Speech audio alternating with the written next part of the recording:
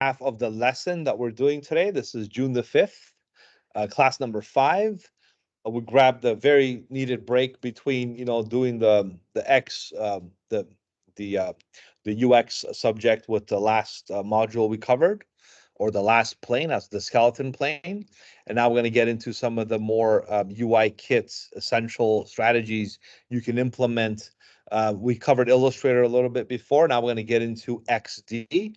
I think it's important that we take it right from scratch. I know a lot of you haven't used XD before, so I like to treat it like a new subject, not assuming that just because some of you used it doesn't mean all of you know the program. So I want to cover it right from the bottom up, very simply, explain to you how these tools work, what are they, and then of course next week we'll do another little XD, like a game. We'll do a game next week, like a little catch me game and stuff, and that'll kind of cover the program in a nutshell, and it segues us for Figma, which is the next main focus, of course, and that gives us half semester to work with it, which is a lot of time.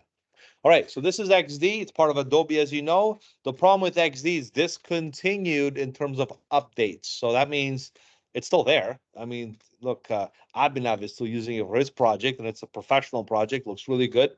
So obviously they're hiring him, for a reason, and they still want the program. So a lot of companies still want XD as a prototype tool. Keep in mind, prototype means to show somebody something of how it works, and then up to them to decide, you know what, this is great. Then they take that idea and develop the product. Let's say creating a prototype, right? Cars are another example. Cars make prototypes before they make the car. How are you supposed to know how somebody looks like, or before you go to manufacturing stage, you have to have a prototype to see what it looks like. So prototype takes forms in many ways. So for this product, it's a digital product, it's an app or a website. That's what these tools are for you as a designer to communicate with the client, to show them what might look like. Because don't forget, that's also an investment of time and money. Because you can't just build a website and say, here, how do you like the website? They're going to say, oh, I don't like it, right? So first you start off with some colors, some options, right? You start off with a prototype and you take it from there. You're not going to develop an app from scratch and say, here, I made an app for you. It doesn't work like that. So prototyping is an essential key process to communicating with your clients or coworkers or your design team. And this is why, as far as collaboration is, there's different levels of using these programs, especially in Figma. It's called FigJam. You can collaborate with multiple design teams. Figma XD has a similar way as well, with sharing, of course. But because you're doing this as an individual level now, we're going to use it as that. Okay, so this is XD. I just opened it up. You have two options. You can make an iPhone prototype. You can make a website prototype. I don't know why they have Instagram story, but apparently it's there out of all social media platforms. And you have a custom size. So you can do any one of these preset sizes, and the arrow basically gives you different iPhone 14, iPhone X, Google Pixel, and all these different phones. Same as the web, it gives you different web sizes, small, medium, and large, and different Instagram stories and Facebook, Twitter. It's got the other YouTube channels and stuff. So for social media, because yes, you can develop prototyping for social media as well. And lastly, you have a custom size. Custom size is, I got 1,000 pixels in width and 1,000 pixels in height. Can you do the same thing, please? Type in 1,000, 1,000, hit this custom size icon. Again, I'm in XD. Okay, you can click on new and just click on this one here. And we're going to get a nice custom size of 1,000 pixels by 1,000 pixels. Right. Now, when I first used XD, I fell in love right away. I was like, you know what? This is like a really, really neat program because it encompasses everything like Illustrator and InDesign. It kind of puts it into one design tool. Photoshop, not really, because Photoshop's a different program altogether. It's a digital imaging software. But far as like object-oriented using tool, it's pretty good because you see you have your tools over here on the far left corner. You have your main selection tool. You have your objects here, and the objects are not nested. They're pretty much individualized. You have rectangle, ellipse, and you have not triangle, but polygon, because you can make multiple side objects. Then you have the line tool. Of course, you have the pen tool, because you can draw any objects you want. And then you have the type tool, and you have the artboard tool, and a zoom tool. So far as being user-friendly, I think we can all relate to these tools because you're already used to all these other programs. And even if you're new to this tool, you can easily familiarize yourself with these tools. You can kind of, oh, I know that draws boxes or whatever, right? So basically, that's how easy this program is. There's your tools. This is your palettes, okay? So here you have your palettes. I don't know if you have exactly what this is your document assets right now. If you go, I like to point this to the bottom left corner, okay? Bottom left corner. I'm not a big fan of the interface in this case, but this is the only exception. Look, you have your layers. This is layers, okay? This is your plugins, which I'm not going to get into that until like at the end. It just helps you build other stuff. And this is your assets. Document assets are things like images, like a library palette for Illustrator, like symbols, okay? Document assets, okay? And they can be more expanded or more advanced, like components and stuff. You can use like font styles, text styles. They could be into assets as well. So there are reusable elements in your design, okay? So those are all the three different features you can use here, okay? And you have things like, of course, colors and like I mentioned earlier, libraries, stock templates, and other things. Okay. So that's your document assets here. So bottom left corner. As far as the top bar is concerned, you have three main things. You have the design. Primarily, you are the designer. You're in design view. When you finish the design, like I'm gonna keep bringing them up today because it was just a fresh topic here. He's still in design mode. He's not ready yet to go to prototype mode. Prototype mode is when you connect your buttons. So when you click, what happens next? You go to the next page. When you click the button, you go here or click there. So it's the interactive stuff that navigation, the stuff we talked about last week, the visual hierarchy. What page goes to what page? You got to figure that stuff out. Before you get to here, you got to draw the plan, like the blueprint of what's going to happen. So you got the design, you got the prototype, and the last thing you might want to do is share your work with your clients or your design team.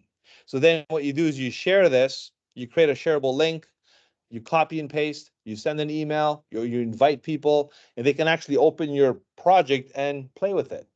Even people that um, don't have XD, that's why I love XD, because you can actually open it in the browser and play with it. I built a website in XD, and honestly, I'm able to tweak the code, and people didn't even know it was a website. People that have no idea what a website looks like, they'll see, oh, buttons, let's click here.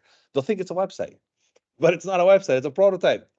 Load it up on a default server, like an index HTML file, and just load up the XD file as your backend, and there you go. It's a prototype that looks like a website. So it's a good way to present something on a browser. That's why I like XD, for those reasons. It's Adobe compliant. It loads up easy on a browser with minimal code, okay? It's user-friendly, so it's still a good tool. I'm still kind of holding on to it as what a benefit is to have it as my design tool. Now with Figma going forward, it's the future, and the way things are going, I wish Adobe buys them one day and just brings it in and amalgamates XD and Figma as one tool. I wish that would be my dream come true, but who knows? The future is to tell, right? So for now, let's use the tools as what they are. So we're going to go to design view right here. Okay. So we're going to stick with design. We're not ready to do these yet. Next week, we'll get into prototype. Okay. And then over here, we have on the right, we have all these different settings. Okay. So just like Illustrator, Photoshop, InDesign, you have all your settings there. So for example, let's draw a simple rectangle. Okay. Right. So there's a box or rectangle here. And yes, right away, you have the option to, as soon as you draw something, instinctively go to the arrow tool. Like in Illustrator, you would go to the selection tool. Then you can like round the corners, right? You can actually move the object around. You can resize the object. Um, to rotate it, you have to go on the edges. Just like, again, it's an Adobe program, so it's very Adobe-like, okay? To change the colors, you go down here where the fill is, okay? So I'm just going to change the color, just brighten up the screen for a bit here, right? So here's your alignment features. Look at this alignment. Look, top, middle, bottom, right? This is left, center, right. Okay. There's this thing called repeat grid. I love this feature. Again, these are things like Figma doesn't have, but it has similar ways of implementing these things. It's just different, okay? So here's what Repeat Grid does. Watch this. If you click on it, it's like grouping the object into a special element, and watch what it does. You can actually go ahead and do this. So you can actually go ahead and do that. And then if you go down, it'll repeat it this way. Whoops. If you do like I don't know, like an actual array of objects or contacts, you can basically easily contribute. And look at this. You can expand it together unilaterally this way or that way because you're dealing with multiple items at the same time. So it does become handy when it comes to this stuff. And then when you're done, look at this now. You can go to ungroup the grid, and now all these things are separate objects. So it's kind of a nice way to create multi-designed objects like that. Okay, so I like the repeat grid option. Again, it's different than Figma. So I want to show you the pros and cons. So when you use both programs, you'll know the difference right away because you can kind of see as I'm showing it to you. All right, so that's again another one of my favorite features is that repeat grid. What else? You have the width and height. So if you want to make this 400 pixels in width, you want to make it exactly, 250 pixels in height, you can make it exactly that. Use a technical formula to do proper width and height um, values. You can also do X and Y. That's your coordinates. This is your basically flip. You can flip it horizontally, vertically. Right now, you can't see anything. This is your scrolling features. It's good for maps and stuff. You can actually make like let's say an image gallery carousel. You can use those. These are advanced features actually, okay? Fixed position when scrolling. This is if you have like a menu, like a navigation menu on a website, and you want to scroll down and you want the menu to stick at the top so it doesn't scroll, it stays at the top all the time. That's a cool feature. It's right here. Fixed position when scrolling. Figma has a lot of these features built in. So when I do show you guys the other software, I'll thoroughly go over it. Right now, I'm just verbally saying it. So I don't expect you to remember all this, but just so you're kind of aware of it and it's kind of filtered in the back of your minds. When the time comes, you'll see how it works. Responsive resize. This is okay. I mean, if you do decide to resize the layout, this is your opacity. So yes, you can change the opacity of an object at any given time. You can also, this is a radius, a corner radius. You can, like, I have it at 43. If I do 40, it's going to be less round. This is your fill and stroke. Yes, the fill does have, ready? It's very tedious. You can go to linear gradient, you can go to radial gradient, or you can go to angular gradient. Okay, so you can do configure different gradient settings. Okay, and that's under your fill option here. Okay, and you can just pick either one. All right, here's your border. This is your outline. So you can make it, let's say, like red, or let's go with a nice orange. And I'm going to increase the border. See how it's one? I'm going to use the arrow keys on my keyboard, up, up, up, up, up. So I make the border thicker and thinner. So you can use different shortcuts for that. You can type in a value like 9 or 10 or whatever number you like. You do have dashes and gaps, just like Illustrator. You can put the border on the inside. You can put it on the outside. You can put it in the center. You can do a nice corner or smoothing the edge. Just default stuff, very simple stuff, right? Then you have effects. You can do like the inner shadow. You can do a drop shadow, just like I showed you earlier in Illustrator. You could do some of these effects in XD.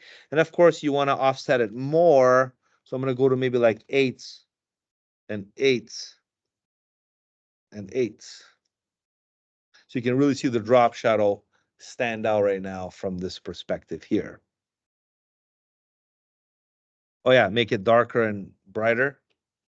Sorry, change the alpha. Alpha means opacity. It's a term that we use, alpha.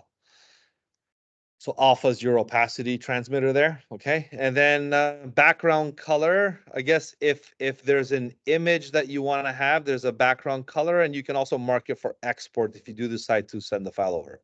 So in a nutshell, I just gave you a crash course on all the settings that you're already familiar with using other applications. All this stuff is same, okay? Like, colors, strokes, fills. It's just a different interface. So once you get used to it, your tools are on the left, okay? Your settings are on the right. These are your other additional palettes here. This is your screen, okay? This is pretty much what it's about, okay? So Let's go ahead and maybe design something now, just so we have something to go with. So there's your oval tool. Let me do the tools first, then we'll design something. This is your circle, okay? So a circle is a circle, basically, nothing special there. You can just change the color, something else, and there it is, right? Circle. Now this is what it's interesting. This polygon tool looks like a triangle. Probably I've never seen a triangle tool before. Well, yes, what it does, it draws triangles. Okay. But you know what's special about the triangle? You can look Mercedes symbol. You can change the different shapes of it. Okay. You can also do this. This is my favorite feature. You watching? Right hand on the mouse. Everyone using a mouse? Good. Because the trackpad won't work a lot of times. Mouse, free hand. Watch my free hand. Up, up, up, down, down, down. I can control how many sides I want instantly. I want a hexagon, let's say. Boom. Okay. Do you know you can do that in Illustrator too? Yes, Illustrator too. Yes, you can. You'd go to the polygon tool, you draw a polygon, you go up, up, up, down, down in Illustrator. You can change the size instantly. You don't have to go click or type in, like, let's say 8 sides, then press enter. Like, you can do that too, but I think it's faster on the fly, because then what you can do is, let's say we take this honeycomb shape. You can go ahead and design this with me if you want. I'm going to take out no border, by the way. I'll just go 0 border.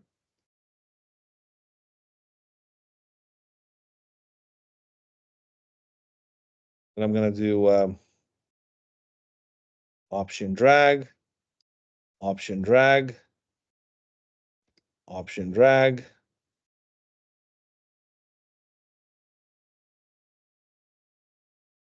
Just kind of doing a simple little design here, right? Right. So you have like a little honeycomb shaped design. Another thing I love about XD is the way it's drag and drop integrated. So if I have an image off the internet,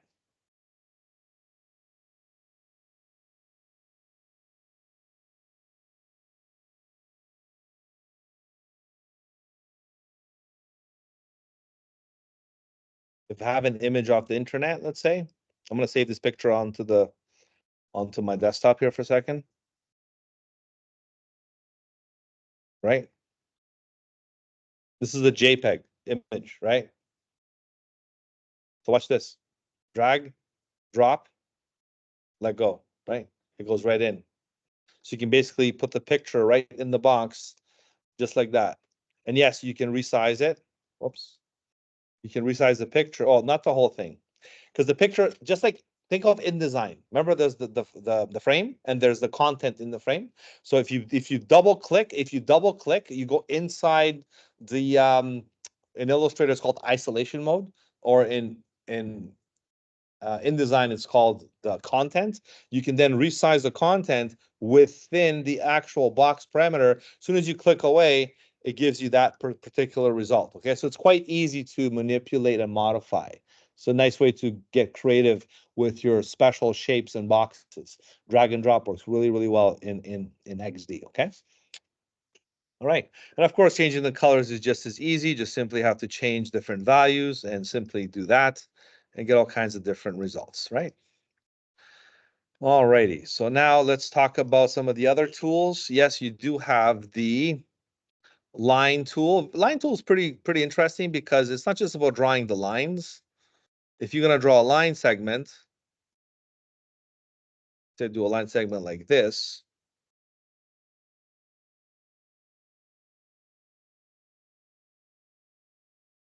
make it go parallel here, straight.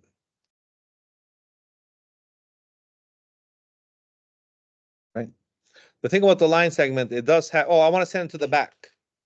So just like any other program, right click, arrange, send to back, bring to front. It's object oriented like Illustrator. So you don't have to use layers. By the way, there's layers. So if I go send to back, it's sent to back, right? And look at the edges here. See this line? It does have called a butt cap. Just like Illustrator, you can go here and change it to round. Change it to square or round. So you can do all these little cool things with the line tool, because lines are important when it comes to like creating borders and different outlines, because you're going to be getting tedious with icons and stuff. So, you know, details are important, and the line tool can present those details quite easily. All right, the pen tool is pretty much, I always test the pen tool's capabilities in most programs to see if it matches Illustrator's capabilities. It's pretty good. Okay, so if you want to draw something with the pen tool, you can basically go, you know, click and drag. Let's just say I want to do kind of do something like this here, right? And let's say I want to cut the anchor point here, right? It doesn't work. But if you double click, it won't work either. So what do you do if I want to change this to go this way? Get it? Because I'm stuck to this basically, right? So how do I change the orientation of this? Well, let me go back to the pen tool for a second. There we go. So how do I change the orientation of this? Okay, this is your tip for the day for the pen tool. I'll give you a hint. Photoshop has the same thing.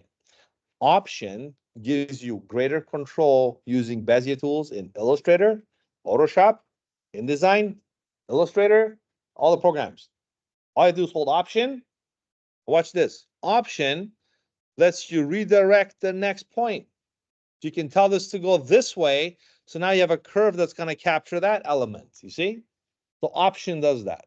Just remember that, please. Remember, Photoshop doesn't even cut. You got to literally hold Option to click to cut the anchor point. Because Illustrator, you don't have to think. It just does it. With these other programs, you have to kind of be more intuitive and use the pen tool wisely, because pen tool is your best friend, you know, when it comes to drawing. So you want to make sure you have ultimate control of the most important tool in your arsenal, the pen tool. Okay, so that's how the pen tool works. Alrighty, just gonna delete all this. Type tool, very, very conventional. Okay, type tool works like this. You either click. There's two ways of using it. You can click and just type, you know, typography like that. The thing I like about XD is you can just click on the bottom and just resizes the text instantly. There's no corners. There's no bounding box to drag it and stuff. You grab the bottom and you just move it up or down like this, right? That's how the typography feature works, right? If you draw a text box, this is a text field, right? If you draw a text box, if you do this and draw a text box, it'll be a text box. Just like Illustrator, just like InDesign. Actually, InDesign just has text boxes. And I'm referencing these programs because they're something you're already very used to. So if I'm drawing a text box, now this becomes a text box for me to use over and over again, comma, and I'm gonna basically do this and paste, paste, paste, paste, paste. Oh, maybe I should just do it this way. The benefit of about a text box, as you know already, is because you can definitely control the flow of the text box. So it does have text box capability. Very important if you're doing a layout for a website, even a mobile app with a lot of content. You want to put that content in a text box, okay? You don't want to just hit return, and draw like a bunch of lines and text and stuff. Okay, so make sure you utilize that properly as well if you ever have to use the text box feature. And yes, you do have the corner, okay? So if you have like a break like this, you can easily fix it.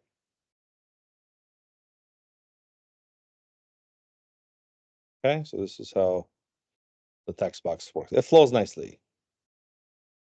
I just caught another break over here. So yeah, typography is important in every aspect, especially with this stuff here, right? Because you're gonna put labels and boxes on these items. So you have to communicate with your audience. And no better way to communicate by putting, you know, type. Like menu, about, contact. You label your buttons so people know what they do, right? Okay, so and this is your artboard tool. This one basically, look, this one creates other artboards. So this is artboard number 2, right? And this is artboard number 3. Just like Illustrator, you create multiple artboards. But you know what I like to do? I like to take the existing artboard, right? Watch this. Command D. you duplicate the artboard, or Control D on a PC if you're not using a Mac. So basically, when you duplicate the artboard, it matches the previous artboard and you make the changes accordingly. This way you have, consistency, right? You can also do this. You can also do this. You can click on the top corner where it says custom size. Let's rename that. This is board 1, right? To copy the artboard, you option drag the artboard here. So that's another way to duplicate artboards. Just like you would in Photoshop, just like you would in Illustrator. You option drag the artboard. Okay? So pretty much that's your main functions here in the software, okay? You have your pretty basic design tools, capabilities. Keep in mind, I didn't go over layers, but everything I did here with each board, if you double click, okay, there's all the different layers that are presented as polygons over here. So if you do want to do some orientation, you can definitely grab, for example, this typography thing and move it to the bottom, to move it to the back, or to move it to the front. You see what I'm saying? You can basically do that. I like to use shortcuts like Command Shift, left square bracket, Command Shift, right square bracket. Same shortcuts you use in Illustrator and Photoshop can be used for layer orientation in XD. So it's pretty, Adobe compliant when it comes to that. When saving a file in XD, it's just go to File, Save As, okay? You save a local format. Look at this. You can do local or Creative Cloud. By default, if you do Save As, it saves it on the cloud, which is okay. Here, let's save it to the cloud. I'll call this, XD Basics. Right? But now I'm going to save it to the local computer. So for that, you do save local. Why do you want to save local? If the same thing happens last week, the internet's down, you can do a local file. You can, nothing better than working with a local document. You don't need the internet to work local. So it's always good to have a local copy on your hard drive, right? You can't always rely on the cloud all the time. Although it's great. I'm not going to lie, it's pretty convenient and it works really well.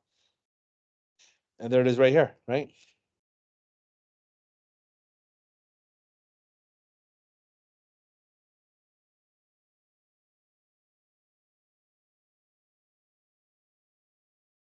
I'm just opening another file that we're going to work with next week. Next week, we're going to do a little treasure chest game hunt thing. Oh.